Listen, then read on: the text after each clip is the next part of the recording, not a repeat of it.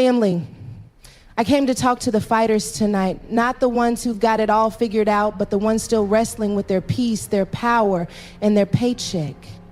See, I know what it's like to smile in public and struggle in private, to feel like your mind is running you, your emotions are playing you, and your money, well, disappears before you can even breathe. But here's the truth. You were never called to be ruled by chaos. You were born to command the room, starting with the one inside your head.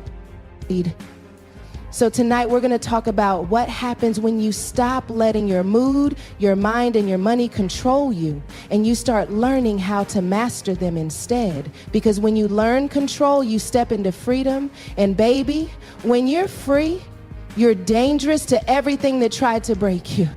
Let's talk about the mood, the thing nobody sees but everybody feels. Your mood can walk into a room before you do. It can speak for you before your mouth ever opens. And the truth is, too many of us are letting our moods drive the car of our lives while we sit in the passenger seat praying for peace and wondering why the journey feels so chaotic. Your mood is a response to what's going on around you, but if you're not careful, it will start controlling what goes on inside of you. And once it gets inside of you, it starts shaping your decisions, your relationships, your money habits, your self-talk, and even your faith. That's why mastering your mood is not a luxury, it's a necessity. We've been taught to chase success, control money, and impress people, but rarely are we taught to pause and ask, who's in charge of how I feel right now? Because if your answer is someone else, then you've already surrendered your power. See, life will throw things at you: stress, disappointment, delay to betrayal, and your mood is the first responder. But your mood is not supposed to be your leader. You've got to learn how to catch that feeling before it takes root and becomes your reality. It's one thing to feel something, it's another thing to follow it. Some of us are making lifetime decisions based on temporary emotions. You were just in a moment, just a mood, and now you've quit the job, burned the bridge, or spent the money trying to feel better, and the damage is done. But that damage didn't start in your bank account or on your phone, it started in your mood. That's why mastering it is so crucial. Your mood can either magnify your problem or clarify your purpose. When you don't master it, your reaction can cost you more than the actual problem. Now, I'm not saying don't feel, I'm saying don't be led by what you feel, because your feelings will lie to you. Your feelings will tell you to isolate when you need to press in. They'll tell you to spend when you need to save. They'll convince you to walk away when the blessing is just one mood swing away from breakthrough. Your emotions are indicators, not dictators. They tell you where you are, but they don't get to tell you where you're going. God gave you emotions, but he never told you to worship them. He gave you a spirit of power, love, and a sound mind. That sound mind is your weapon. That sound mind reminds you that you can feel something and still choose differently. You can be frustrated and still move with wisdom. You can be angry and still respond with grace. You can be tired and still show up with excellence, because power doesn't show up in how loud you speak, but in how well you manage what's trying to manage you. Your thoughts are not just passing ideas, they are seeds. And every seed has the potential to grow into a mindset, a habit, or a lifestyle. If you don't take control of your thoughts, they will take control of you. Too many people are living in cycles of anxiety, fear, and self-doubt, not because life is always hard, but because their thinking has never been challenged. You cannot live a victorious life with a defeated mind. You cannot expect transformation without mental discipline. The same way you train your body to get stronger, you have to train your mind to think higher. We live in a world that tells us to trust every thought that comes into our head. If you feel it, it must be true. If you think it, it must be valid. But the truth is, not every thought is worthy of your agreement. Not every idea that crosses your mind deserves your attention. Some thoughts show up only to sabotage what God is building in your life. That's why mental discipline is not optional, it's spiritual warfare. The battleground is in the mind, and if you don't fight there, you'll lose everywhere else. Disciplining your mind means learning to pause before you react. It means asking yourself, is this true? Is this helpful? Is this aligned with where I'm going? Because your thoughts will either push you into purpose or pull you into procrastination. Some of you are not tired because you're overworked. You're tired because you're overthinking. You've rehearsed worst case scenarios in your mind so many times, your body is living in fear of something that hasn't even happened. That's what undisciplined thinking does. It creates chaos in places that should be at peace. This is where identity comes into play. When you don't know who you are, your mind becomes the playground for anything that sounds convincing. You believe you're not good enough, not ready, not worthy, because you never took the time to anchor your mind in truth. That's why the word says to renew your mind daily. Because just like your body gets dirty and needs a shower, your mind gets cluttered and needs cleansing. The discipline is in the decision. The decision to challenge your thoughts instead of submitting to them. The decision to speak life instead of replaying doubt. The decision to replace panic with perspective. That doesn't mean the thoughts won't come. It means they won't stay unless you give them permission. Emotional stability is not weakness, it's strength under control. In a world that celebrates loud reactions and dramatic responses, we've lost sight of the quiet power that comes with being grounded. There's a divine strategy in emotional discipline. The ability to feel deeply and still choose wisely is a skill that too many people overlook. You can't build something that lasts if your emotions are tearing it down every time you feel frustrated, misunderstood, or unseen. Emotional maturity isn't about suppressing what you feel, it's about stewarding it. And that kind of stewardship will take you further than talent ever could. God gave you emotions, yes, but He never intended for them to govern your destiny. Emotions are signals. They tell you something's going on, but they are not supposed to be steering wheels. Letting your emotions lead your life is like letting a fire alarm decide whether or not you go back inside the building. You have to assess the signal, not surrender to it. Some of us are making permanent decisions based on temporary emotional waves. The argument, the offense, the disappointment, it shook you, but it doesn't have to shape you. Spiritual growth isn't just measured by how often you pray or how many scriptures you quote. It's seen in how well you manage your emotions when things don't go your way. It's seen in how you respond when you're tested, overlooked, or corrected. The fruit of the Spirit includes self-restraint for a reason. You can't carry divine purpose with emotional instability. Because purpose comes with pressure, and pressure doesn't create weakness, it reveals it. If you keep cracking every time life presses you, it's not just about the pressure. It's about what needs to be strengthened within. Some of the greatest blessings in your life will require you to stay calm when you want to react, to wait when you want to rush, and to love when you want to shut down. Emotional stability is not the absence of feeling, it's the presence of peace. Peace is a weapon. And when you walk in peace, you disrupt every atmosphere that's trying to break you. That's why the enemy doesn't mind if you're talented as long as you're reactive. Because talent might get you in the room, but emotional stability is what keeps you there. Many of us are praying for elevation, but our emotions are not ready for the next level. How can you lead when every challenge causes you to retreat? How can you steward relationships when every disagreement turns into a meltdown? Emotional strength is built through intentional practice.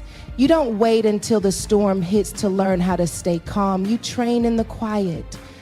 You set boundaries for your emotions the same way you do for your time and your money. Because if you don't, they'll spill over into places that were never meant to carry that weight. Money doesn't move without direction, and vision is the compass that tells it where to go. The truth is, many people don't have a money problem, they have a vision problem. When you don't know where you're going, your finances will reflect your confusion. You'll spend randomly, save inconsistently, and invest emotionally. But when you get clear about your vision, your money starts to align with purpose. Every dollar gets an assignment. Every purchase gets weighed against the bigger picture because money is a tool, not a trophy. It's meant to build, to serve, to support, never to define your worth. Vision is not about seeing where you are, it's about seeing where you're going. And if you only make financial decisions based on your current situation, you will keep repeating your current situation. You've got to begin thinking like your future self.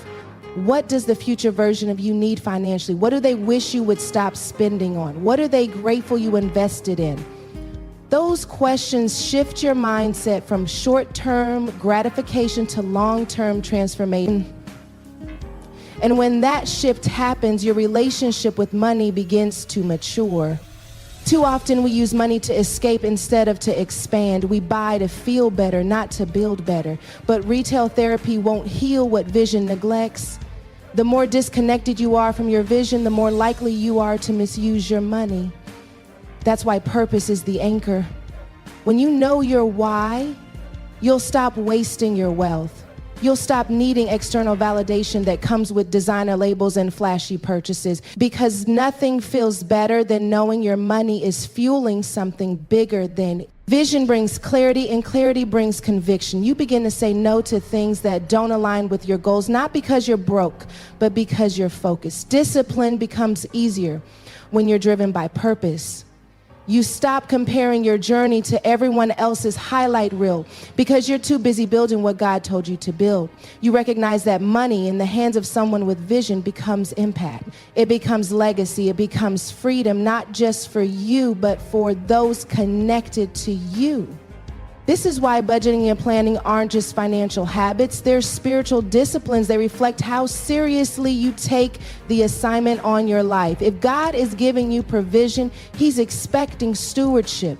And stewardship starts with vision, not just a dream, but a plan. Not just an idea, but intention. Where there is no vision, the people perish, and so does their financial potential. Money without vision invites chaos. But money with vision invites order, expansion, and overflow. When you write the vision and make it plain, your money starts to follow your mission. You don't just chase income, you chase impact. And as your vision grows, so does your capacity to attract, manage, and multiply resources. Because vision doesn't just see the future, it funds it.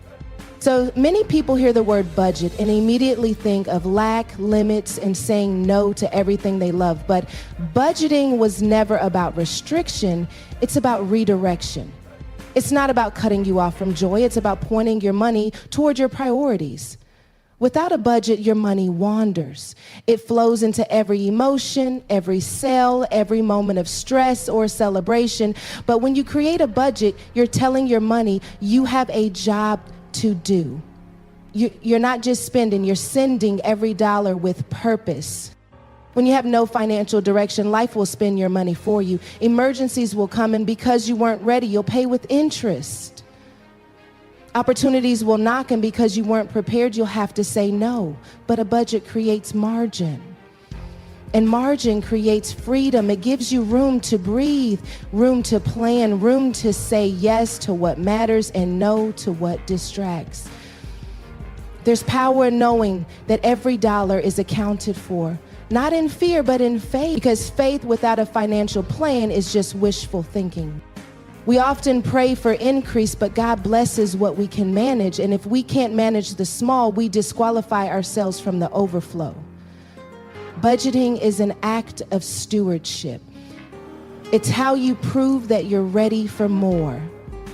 It doesn't matter how much money you make if you don't know where it's going. Some people making six figures are still broke, not because they're not earning, but because they're not planning. More money without more discipline just creates more chaos. Budgeting also exposes your values. When you look at where your money goes, you'll see what you really prioritize. You might say your goals are freedom, travel, or investing in your purpose, but if your bank statements say otherwise, something has to shift. A budget invites that clarity. It tells the truth about how aligned your finances are with your vision. And if they're not aligned, the budget helps you recalibrate, not in shame, but in wisdom. Redirection means you're choosing to sacrifice now for peace later. It means saying no to something today so you can say yes to something greater tomorrow. It's not about punishment. It's about preparation. You're preparing for the life you say you want. You're preparing to fund your dreams without debt. You're preparing to bless others without burnout. Budgeting gives you options, and options are a form of power. You're no longer reacting to money. You're leading it. Budget doesn't limit your life, it protects it. It protects your vision from being hijacked by impulse. It protects your peace from being stolen by overdraft notices and last-minute panic. It gives you the authority to walk into your finances with confidence instead of confusion. Because when you know what you have, where it's going, and why, it's no longer about surviving paycheck to paycheck. It becomes about building something that lasts. Control is not about being rigid or cold, it's about being intentional.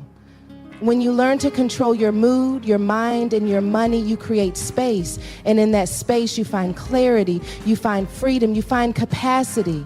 Capacity to grow, capacity to lead, capacity to pour into others without constantly feeling like you're running on empty.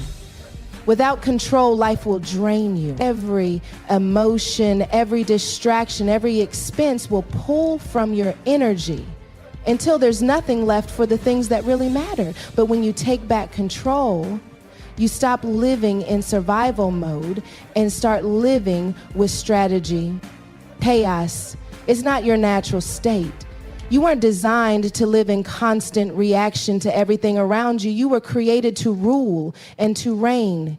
That means mastering what's within your reach before you ask God for more. Control brings order, and order brings increase. Some people aren't lacking potential, they're lacking structure. The blessing is ready, but the vessel isn't. You can't walk into a new season with the same undisciplined habits and expect different results. Control is what prepares you for what you've been praying for. There's a reason people feel stuck when they're not in control. Because being out of control is exhausting, it clouds your judgment, it makes you second guess your decisions. It keeps you busy but not productive. It makes everything feel urgent when in reality only a few things are truly essential.